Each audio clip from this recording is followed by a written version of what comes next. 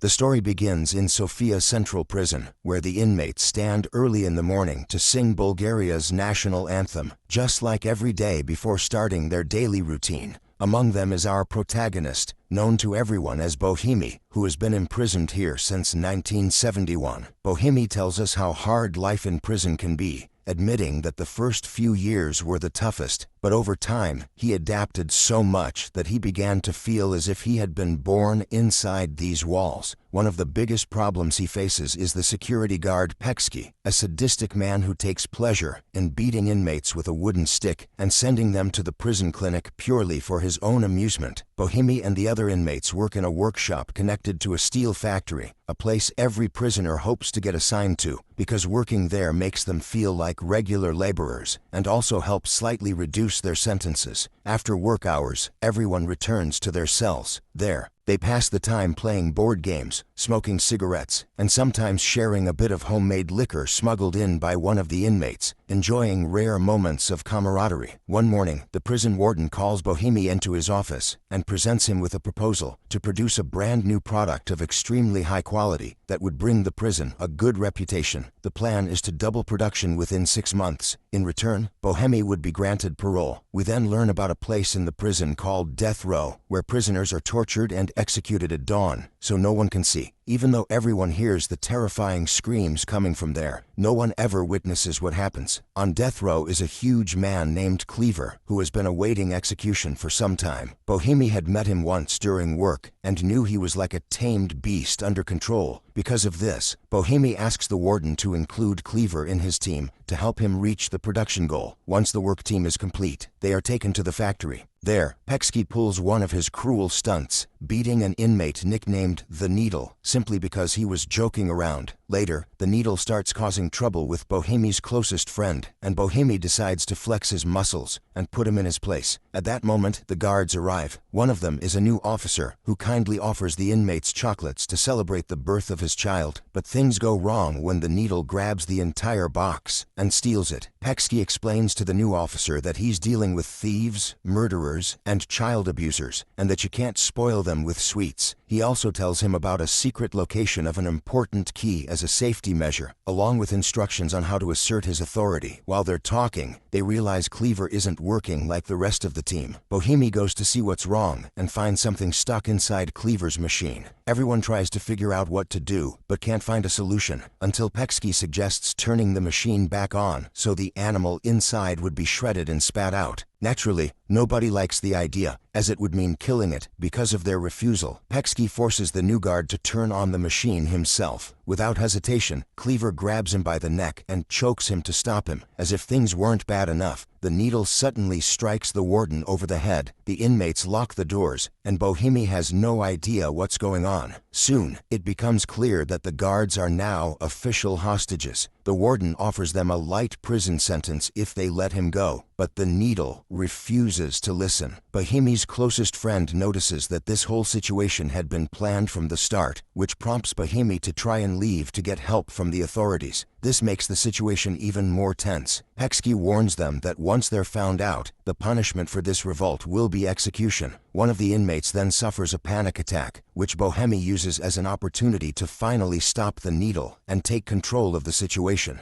Bohemi tells the guard to forget about what happened since they're both unharmed, and promises to return to work as usual. But Peksky refuses to give them his word of honor, leaving them unsure if they can trust him. Even so, all the other prisoners seem fine with it, except for Clever, who's still worried about the bird trapped inside the machine, and wants to do anything to save it alive. Because of that, Bohemi comes closer to him and tries to convince him, and they both try with all their might to rescue the trapped animal, but with no success. While they're talking, we see Peksky provoking the big man, because he can't understand how a criminal like him could care about an animal after everything he's done to people. Because of this, the big man continues threatening to kill the new guard. Here, Peksky starts blaming Bohemi, telling him that all of this was part of his plan, and that's why he requested these specific prisoners by name, so he could escape. Seeing how complicated things have gotten, Bohemi decides to negotiate with the guard and make sure that Clever will keep his hostage alive.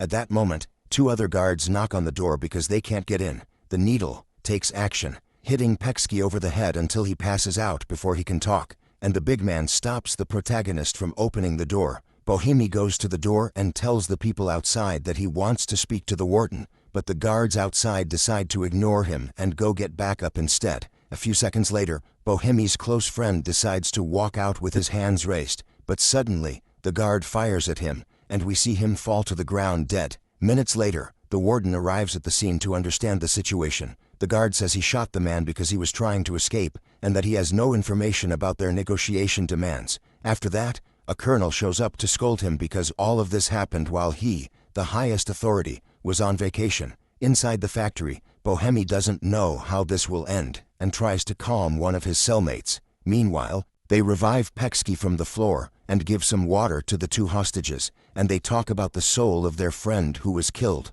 The only solution Bohemi sees is to surrender peacefully, so he decides to open the door again, but Clever is still refusing, saying that if the bird loses even a single feather, he'll kill the new guard. That doesn't stop Bohemi from continuing with what he intends to do, and the scene suddenly cuts to another location. We see that the warden has managed to get an hour in his favor to act his own way, but after that hour, the colonel will take over the situation. So, he decides to speak to the prisoners over the factory loudspeakers, telling them that they must release the hostages within 10 minutes if they want to stay safe. Here, we discover that Bohemi decided to obey Clever's demand in order to protect the new guard, and when he hears this message, Bohemi decides to try to save the bird trapped inside the machine during that time, even if it means dismantling the entire machine without knowing how. His plan is to free the bird and then surrender. Everyone agrees except the Needle, who starts becoming violent enough to try to kill the protagonist. Luckily, Clever shows up and saves his life at the last second,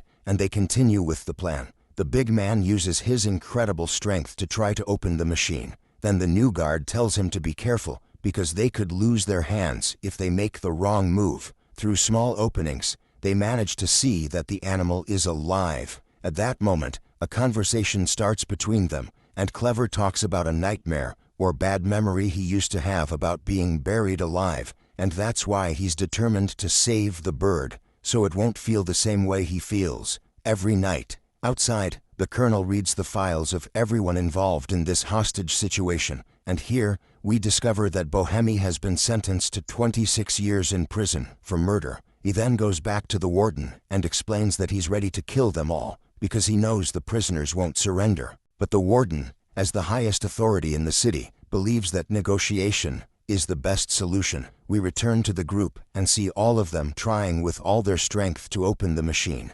including the new guard because he's been threatened by the others. While the prisoners are working, they hear a new message from outside saying that the 10 minutes are up, which causes another fight between them because Clever insists the bird is the way out, while the others think it's the problem. Here Bohemi talks to the warden to tell him about the trapped animal and asks for one more hour, and they quickly reach an agreement. The problem is that Peksky starts screaming, saying it's all lies, and insists that all the prisoners want is to escape. For Bohemi, that ruins any small progress he was making. The warden threatens them with 10 days of solitary confinement if they don't surrender immediately, but Bohemi responds by saying he doesn't trust his intentions at all because his closest friend was killed, even though he was unconscious with his hands raised in the air. Bohemi's only response is to ask for one more hour to save the bird, so the warden offers him that time in exchange for releasing the hostages, giving him 5 minutes to think about it. The problem is, he makes it clear that Bohemi's parole depends on this decision,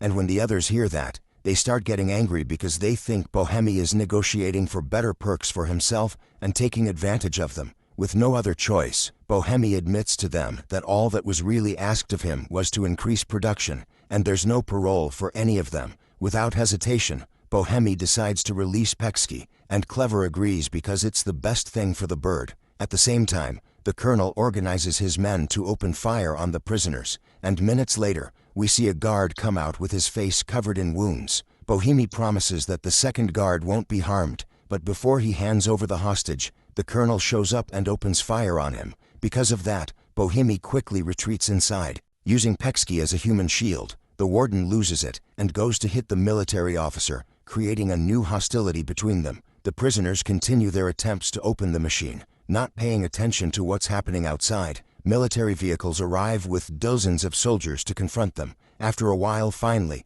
Bohemi strikes a blow that opens one of the slots, and Clever uses his strength to widen it. There, they hear the bird singing again. After a long time, Bohemi reaches his hand in, and everyone starts talking about a fairy tale of a fisherman who freed a golden fish and was granted a wish, and they hope something like that will happen to them when they save the bird. Unfortunately, none of them can reach the bird to pull it out. As they try, they talk about the wishes they'd like to make. Then the needle grabs a saw to make a decisive cut in the machine despite the danger, and suddenly he confesses, "I wish I had another head because I don't like what I see in the mirror every day," explaining that he doesn't even know who he wants to be, only that he doesn't want to be the needle. That moment unites all the prisoners for the first time in the film, and they join forces to complete the mission, but unfortunately, they fail to open the machine.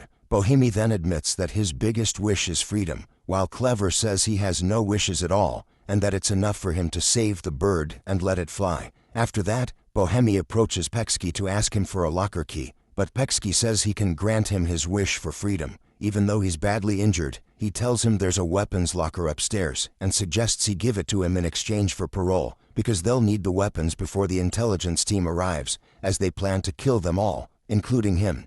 When he returns from the guard's office, we see that our protagonist refused his offer, simply throwing the keys in his face, and when he returns to his companions, he reflects on how something very small can change your entire life. Clever seizes this moment and tells him about his hard life, how he attempted suicide many years ago, how his brother was brutally murdered, and how his father and mother abandoned him because they blamed him for everything that happened. His sentence made him lose his sense of being human, and he longs to feel like a normal person again. As he recounts all the details of his feelings, we see Bohemi crying and hiding so that his companion doesn't notice his pain. Immediately, Clever asks him, "Do you also have a bird you care about?" Bohemi tells him, "Yes, but I can't see it." He then speaks about his son, who always sends him letters, but he never had the courage to reply. Here, his companion advises him to write back for the first time, and tells him about what he just did when he refused the Mexican's offer. Outside, the soldiers gather again to prepare for the final strike,